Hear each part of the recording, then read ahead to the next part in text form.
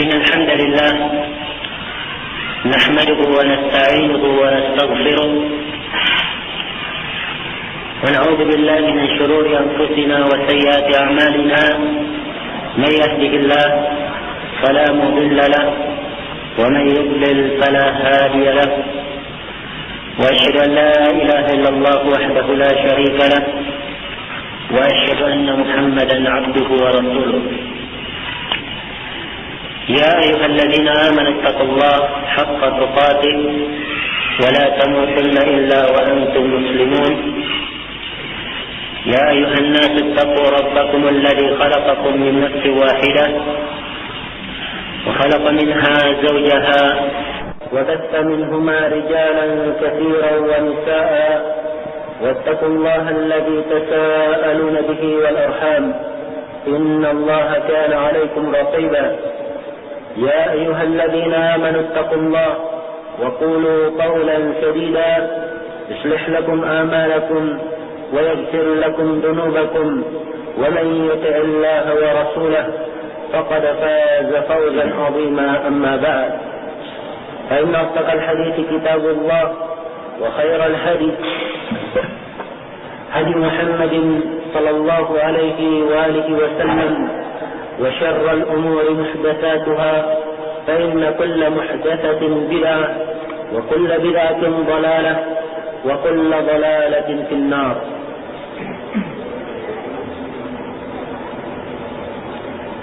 Hadirin yang dimuliakan oleh Allah Subhanahu wa taala,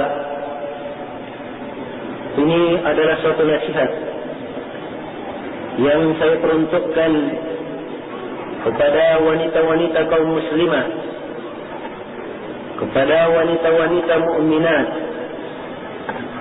dan juga adalah suatu nasihat yang saya peruntukkan kepada para ayah dan para saudara-saudara yang larut melihat keluarganya atau melihat anaknya dalam keadaan tidak berhijab, dalam keadaan tidak berjilbab. Adalah suatu nasihat yang sangat penting sekali di zaman sekarang ini, yang mana para wanita mukminat, para wanita kaum muslimin banyak mencontoh adat dan kebiasaan orang-orang kafir. Bukan hanya sekedar mencontoh, akan tetapi hal tersebut sudah melanggar perintah Allah Subhanahu wa taala dan telah terjerumus jatuh ke dalam dosa yang sangat besar. Karena itulah suatu kewajiban bagi kita bersama, khususnya bagi orang yang mengetahui, untuk menyampaikan nasihat yang seperti ini dalam rangka merealisasikan firman Allah Subhanahu wa taala yang memerintahkan kita untuk beramar ma'ruf nahi munkar dan mengancam dengan keras orang-orang yang meninggalkan amar ma'ruf nahi munkar. Dalam firman-Nya Allah Subhanahu wa taala menyatakan, lu'inal ladzina kafaru min bani Israil ala lisan Daud wa Isa bin Maryam dzalika bima 'asaw wa kanu ya'tadun kanu la yatanahawna 'an munkarin qalu labisa ma kanu yaf'alun. Dan telah dilaknat orang-orang kafir dari Bani Israel. Laknatnya ini melalui lisan Nabi Daud dan lisan Nabi Isa bin Maryam. Hal tersebut karena mereka melampaui batas, karena mereka berbuat maksiat dan melampaui batas. Dan salah satu pelampuan batas dan maksiat mereka, mereka tidak saling melarang di dalam kemungkaran yang mereka lakukan. Karena itulah, sebagai seorang muslim, hendaknya dia bersedih hati tatkala melihat seorang saudaranya atau tatkala melihat saudarinya, tatkala melihat wanita-wanita muslimah meninggalkan tuntunan agama, mencontoh orang-orang kafir. Hendaknya kita berusaha untuk menjauhkan mereka dari api neraka. Hendaknya kita berusaha untuk menasihati mereka sehingga mereka bisa kembali ke jalan Allah Subhanahu wa taala. Rasulullah sallallahu alaihi wasallam suatu hari di dalam hadis yang diriwayatkan oleh Imam Muslim, beliau berkata, telah diperlihatkan kepadaku neraka, fara'aitu aktsara ahliha An-Nisa. Telah diperlihatkan kepada aku neraka, maka saya melihat kebanyakan dari penghuni neraka tersebut adalah para wanita. Karena itulah setiap dari kita, kaum muslimin dan muslimah khususnya, hendaknya kita merasa takut kepada Allah Subhanahu wa taala. Hendaknya kita merasa takut kita menghadap kepada Allah Subhanahu wa taala. Apakah ada jaminan bagi diri kita telah aman dan telah tergolong dari wanita-wanita yang sedikit ini, yang mereka mendapatkan rahmat dan ridha Allah Subhanahu wa taala menjadi penghuni surga. Sebab penghuni neraka kebanyakannya dari wanita, wal iyadu billah. Karena itulah, melihat hadis-hadis yang seperti ini, seharusnya setiap muslim dan muslimah lebih patut menjaga dirinya dan lebih banyak bersemangat untuk memperbaiki dirinya dan menjaga dirinya dari api neraka. Maka pada nasihat kali ini saya akan menguraikan tentang kewajiban bagi setiap muslimah untuk berjilbab di depan laki-laki yang bukan mahramnya, di depan laki-laki yang bukan mahramnya. Mudah-mudahan hal ini bermanfaat bagi kita bersama.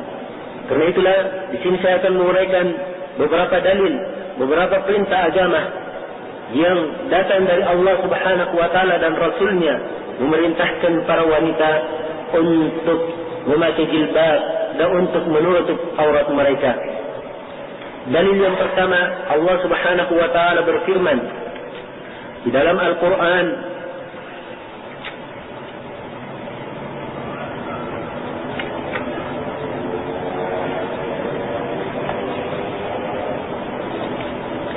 di dalam Al-Quran, dalam surah An-Nur ayat 31, Allah Subhanahu wa taala menyatakan, wa qul lil mu'minati yaghdudna min absarihinna wa yahfazna furujahunna wa la yubdina zinatahunna illa ma dhahara minha wal yadribna bi khumurihinna ala juyubihin wa la yubdina zinatahunna illa li bu'ulatihinna أو آبائهن أو آباء بؤولتهن أو أبنائهن أو أبناء بؤولتهن أو إخوانهن أو بني إخوانهن أو بني أخواتهن أو نسائهن أو ما ملكت أيمانهن أو التابعين غير أولي الإربة من الرجال أو الطفل الذين لم يظهروا على عورات النساء ولا يضربن بأرجلهن ليعلم ما يخفين من زينتهن وتوبوا إلى الله جميعا أيها المؤمنون لعلكم تفلحون. Dan katakanlah, wahai Muhammad, kepada para wanita mukminah, hendaknya mereka menundukkan pandangan-pandangan mereka dan hendaknya mereka menjaga kemaluan-kemaluan mereka. Wala yubdina zinatahun, dan janganlah mereka menampakkan zinah mereka, menampakkan perhiasan mereka, illa ma dhahara minha, kecuali apa yang biasa nampak. Wal yadribna bi khumurihinna ala juyubihin, dan hendaknya mereka memasang khumur mereka. Dan khumur adalah sesuatu yang menutupi kepala. Ya. Hendaknya mereka memasang apa-apa yang khumurihinna ala juyubihinna, di atas juyubihinna. Ya. Di dada-dada mereka. Wala yubdina zinatahun illa li bu'ulatihinna, dan janganlah mereka menampakkan perhiasannya kecuali kepada suami-suami mereka, au abaihinna, atau kepada ayah-ayah mereka, au abai bu'ulatihin, atau kepada ayah-ayah suami mereka, au abnaihinna, atau kepada anak-anak mereka, au abnai bu'ulatihinna, atau kepada anak-anak suami mereka, au ikhwanihinna, atau kepada saudara-saudara laki-laki mereka, au bani akhwanihinna, atau kepada anak-anak saudara laki-laki mereka, au bani akhwatihinna, atau kepada anak-anak saudara-saudara perempuan mereka, au nisaihinna, atau kepada para wanita kaum mukminin, au ma malakat aymanuhun, atau apa-apa yang mereka miliki dari budak, au tabi'ina ghairi ulil irbah minar rijali, atau orang-orang yang tidak mempunyai syahwat dari para lelaki, au tifl ladina lam yadhharu ala auratin nisa, atau kepada anak kecil yang belum nampak, belum mengerti tentang aurat wanita, ولا يضربن بأرجلهن ليعلم ما يخفين من زينتهن وتوبوا إلى الله جميعا أيها المؤمنون لعلكم تفلحون. Dan janganlah mereka memukulkan kaki-kaki mereka supaya diketahui apa-apa yang mereka sembunyikan dari perhiasan mereka, dan hendaknya mereka bertobat kepada Allah, dan bertobatlah kalian semuanya kepada Allah wahai orang-orang yang beriman, mudah-mudahan kalian beruntung. Di dalam ayat ini terdapat kewajiban atas setiap wanita untuk berhijab, untuk berjilbab, dan untuk menutup auratnya dari laki-laki asing, dari laki-laki yang bukan mahramnya. Dan kewajiban dari ayat ini dari beberapa sisi.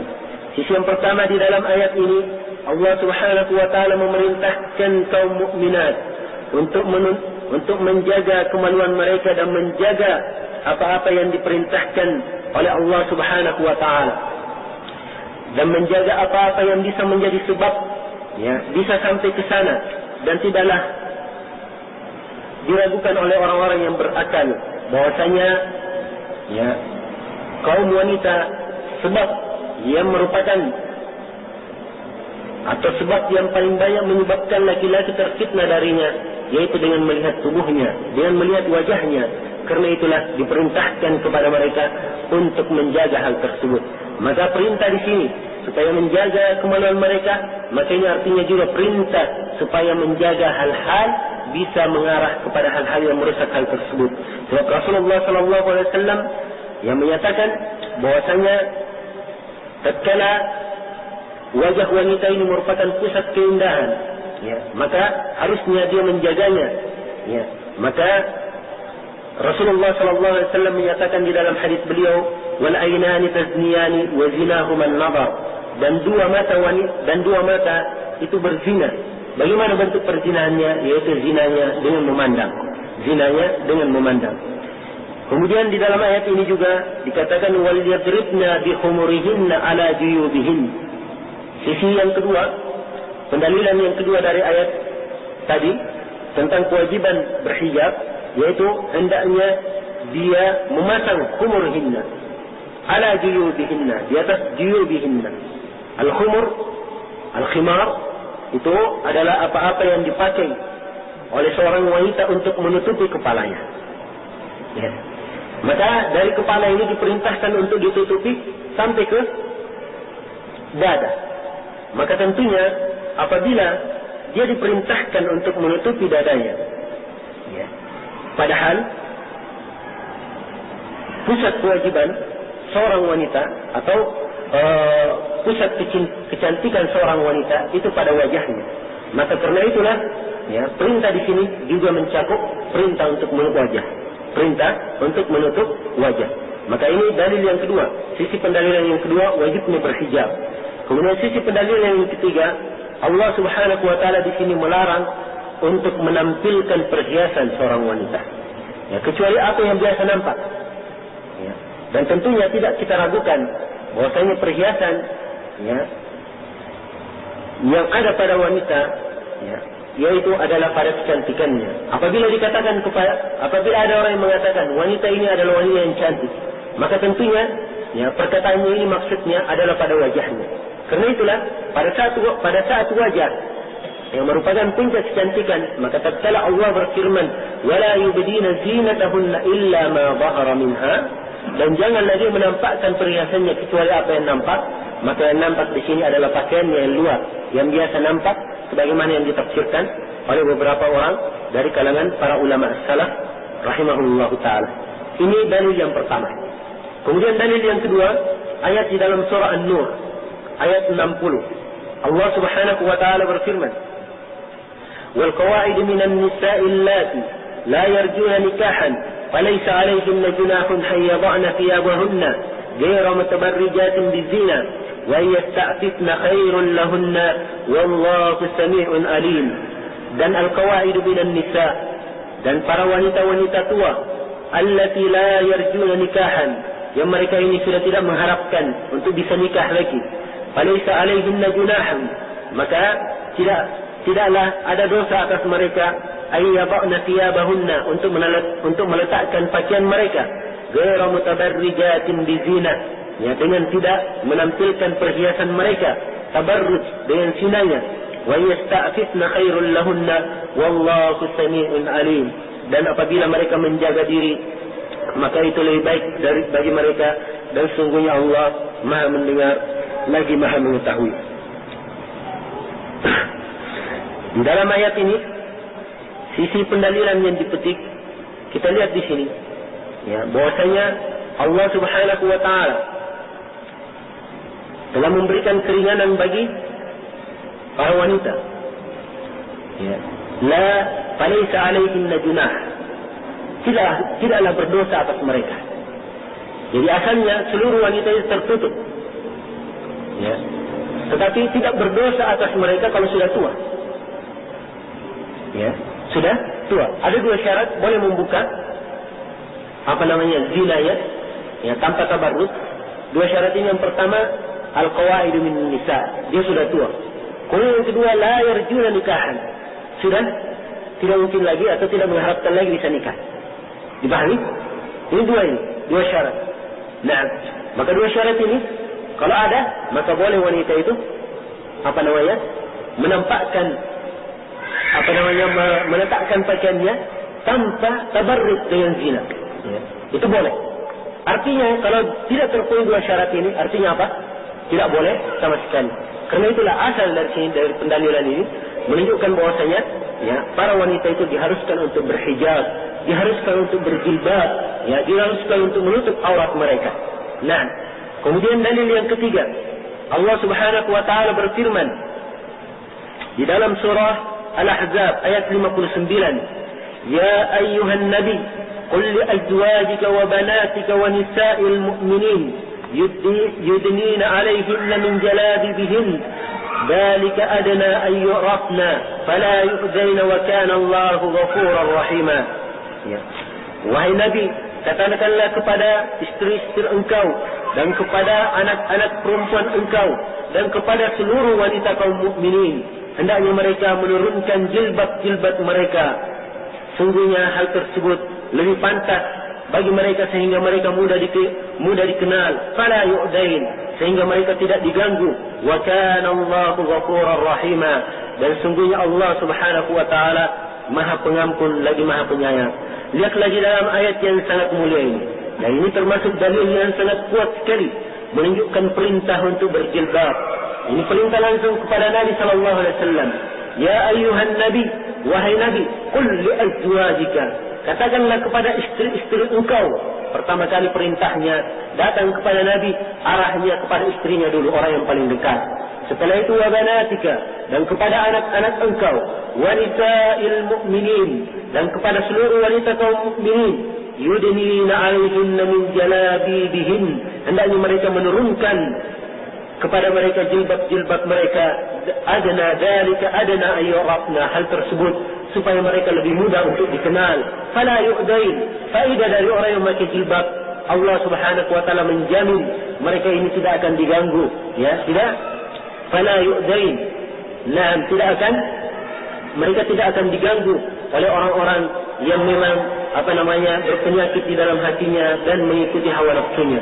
Karena itulah, ya, kewajiban syariat di sini, perintah Allah Subhanahu wa taala kepada Rasulnya, kepada kaum mukminat, supaya mereka mengenakan jilbab, supaya mereka menutup aurat mereka, supaya mereka menurunkan hijab mereka dari kepala ke bawah.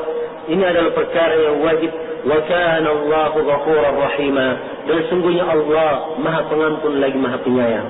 Ya, ditutup oleh Allah Subhanahu wa taala perintah untuk berhijab ini. Ini menunjukkan bahwasanya perintah untuk berhijab bukanlah perintah untuk memberatkan mereka. Bukanlah untuk memberatkan wanita kaum mukminat, dan bukan untuk menghinakan wanita kaum mukminat, tetapi itu adalah rahmat dan pengampunan bagi mereka. Itu adalah kebaikan bagi mereka. Karena itu ditutup di akhir ayat, wa kana Allahu ghafurar rahima, dan sungguhnya Allah Maha Pengampun lagi Maha merahmati. Dan itu adalah rahmat dan kemuliaan bagi engkau wahai wanita muslimin, apabila engkau berjilbab, apabila engkau menutup auratmu sebagaimana yang difirmankan atau yang diperintahkan oleh Allah Subhanahu wa taala. Kemudian dalil yang keempat, tentang perintah untuk berjilbab dari Al-Quran, yaitu di dalam surah Al-Ahzab ayat 55. Allah Subhanahu wa taala berfirman, "La junaha 'alayhinna fi abaihin wala abnaihinna wala ikhwanihinna wala abnai ikhwanihin wala abnai akhwatihinna wala nisaihinna illa ma malakat aymanuhunna wattaqina Allah inna Allah kana 'ala kulli syai'in shahida." Ya.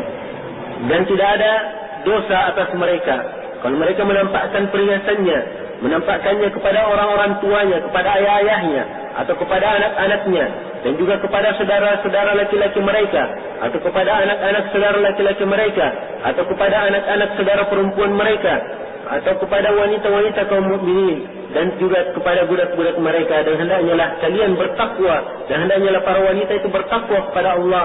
Sungguhnya Allah Subhanahu wa taala atas segala sesuatu Maha menyaksikan, Maha mengetahui.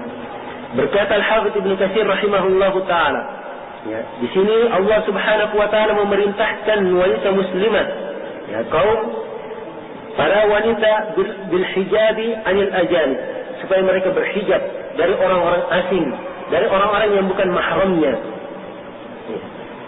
Nah, dari orang-orang yang bukan mahramnya, dan diperkecualikan dari situ 4 orang yang disebutkan di dalam ayat ini, dan telah disebutkan beberapa yang lainnya di dalam surah An-Nur tadi. Nah, maka sisi pendalilan dari ayat ini sangat tegas sekali, menunjukkan kewajiban berhijab, berjilbab bagi setiap wanita muslimah.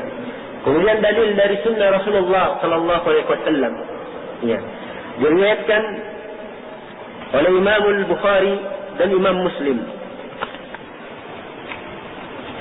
bahwasanya Rasulullah sallallahu alaihi wasallam beliau tatkala memerintahkan para wanita supaya mereka salat Id di lapangan, maka para wanita berkata, "Ya Rasulullah, ihdana la yakunu laha jilbab." Ya, bagaimana kalau salah seorang dari wanita di kalangan kami tidak ada jilbabnya, tidak mempunyai jilbab? Faqala Nabi sallallahu alaihi wasallam, maka Nabi sallallahu alaihi wasallam bersabda, "Litalbasha ukhtuha min jilbabiha." Hendaknya saudaranya, ya, saudaranya memberikan jilbabnya kepada dia. Lihat di sini, wanita ini tatkala diperintahkan untuk keluar ke lapangan pada hari Id, ya, dikatakan, "Ya Rasulullah, bagaimana kalau enggak ada jilbabnya?" Beliau tidak katakan, "Ya sudah, kalau enggak ada jilbab keluar saja." Tetapi beliau katakan, hendaknya saudara perempuan yang lain memberikan jilbab kepadanya. Ini menunjukkan bahwasanya kewajiban berjilbab ini adalah kewajiban yang terus-menerus bersama seorang muslimah pada setiap keadaan. Kemudian di dalam hadis yang diriwayatkan oleh Imam Al-Bukhari dan Imam Muslim dari hadis Aisyah, Rasulullah sallallahu alaihi wasallam, apa kata Aisyah, "Kana Rasulullah sallallahu alaihi wasallam yusalli al-fajr fa yashhadu ma'ahu nisa'un min al-mu'minat mutalaffifatin bimurutihinna thumma yarji'na ila buyutihinna ma ya'rifuhunna ahadun min al-ghalas." Ya, kata beliau, sungguhnya Nabi sallallahu alaihi wasallam salat subuh, dan hadir bersama beliau dalam salat subuh itu para wanita dari kaum mukminat, mutalaqqiatin bimurutihinna, mereka menutup mereka dalam keadaan mutalaqqiat, ya, berkerudung dengan murutihinna, dengan mantel-mantel mereka, ya. Thumma yarji'na ila buyutihinna wa ma ya'rifuhunna ahadun min al-ghalas. Kemudian mereka kembali ke rumah-rumah mereka, dan tidak seorang pun yang mengetahui para wanita yang datang itu karena masih gelap. Lihatlah di sini bagaimana kaum mukminat, ya, mereka tatkala keluar menghadiri salat subuh juga dalam keadaan berhijab, ya, dalam keadaan berjilbab, dan itu pun datang dalam keadaan gelap, waktu masih gelap, ya. Kemudian setelah selesai salat langsung mereka pergi keluar dan meninggalkan, dan tidak ada seorang pun yang mengenali mereka. Ini menunjukkan kewajiban atas setiap muslimah untuk berhijab, untuk berjilbab, dan menjaga auratnya dari pandangan laki-laki yang bukan mahramnya, dari pandangan laki-laki yang bukan mahramnya. Demikianlah kewajiban berjilbab di dalam hadis-hadis Rasulullah sallallahu alaihi wasallam, dan juga di dalam ayat-ayat Al-Quran yang telah kita sebutkan bersama. Dan seluruh hal ini memberikan faedah kepada kita wajibnya para wanita itu untuk menutup auratnya, dan wajibnya para wanita itu untuk menjaga hijabnya di depan laki-laki asing.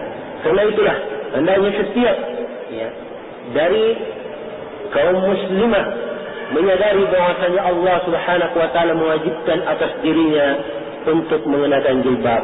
Tidak usah takut dengan ocehan orang-orang yang mengoceh. Tidak usah takut dengan perkataan-perkataan orang-orang yang mengatakan kamu kalau memakai jilbab maka lapangan kerja bagi kamu akan kurang.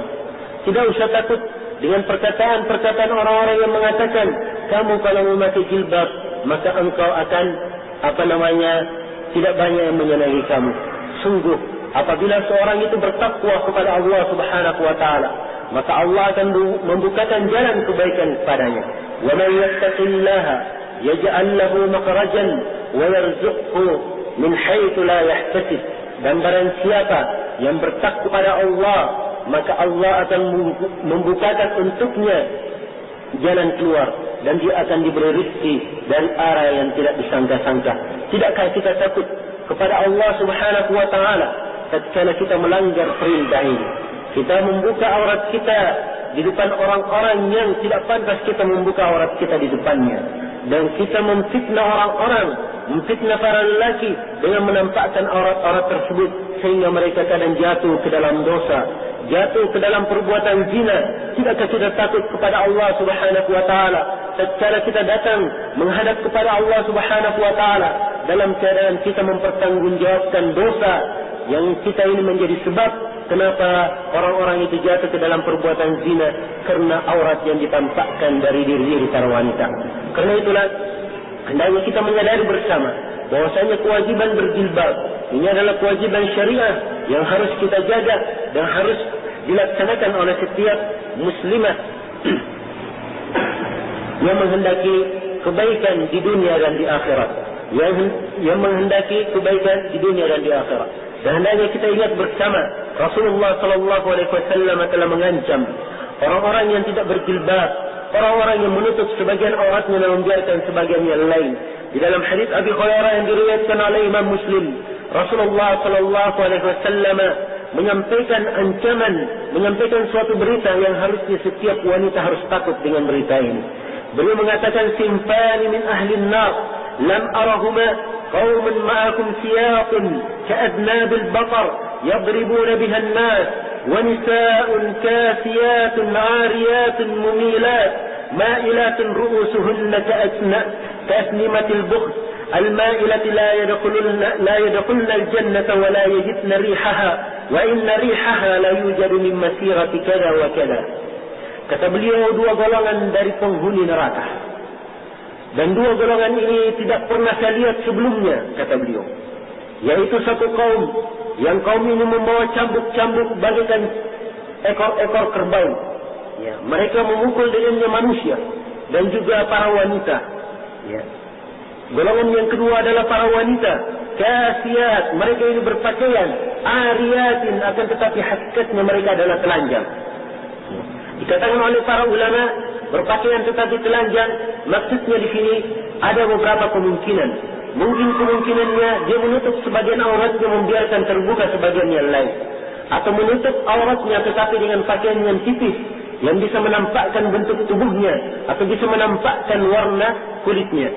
Kemudian dikatakan oleh beliau para wanita yang berpakaian tetapi mereka telanjang, mumilat, dan mereka ini berjalan dengan berlenggak-lenggok, ma'ilati ru'usihinna ka'asnimatil bukh, dan kepala-kepala mereka ma'ilat, ma'ilat, dan bentuk-bentuk sisir mereka adalah bentuk sisir yang condong. Sebagian para ulama menafsirkan yaitu bentuk sisir yang menyerupai laki-laki. Ru'usunna ka'asnamil bukh al-ma'ilah, dan kepala mereka bagikan asnamul bukh, bagikan punuk unta, al-ma'ilah yang condong. La yadkhulul jannah, wanita-wanita yang seperti ini tidak akan masuk surga. Wala yajidna rihaha, dan tidak akan mendapatkan baunya surga itu. Wa inna rihaha la yujadu min masirati kada wa kada, padahal bau surga itu dicium dari perjalanan begini dan begini. Itu dari perjalanan yang sangat jauh sekali bisa dicium baunya surga.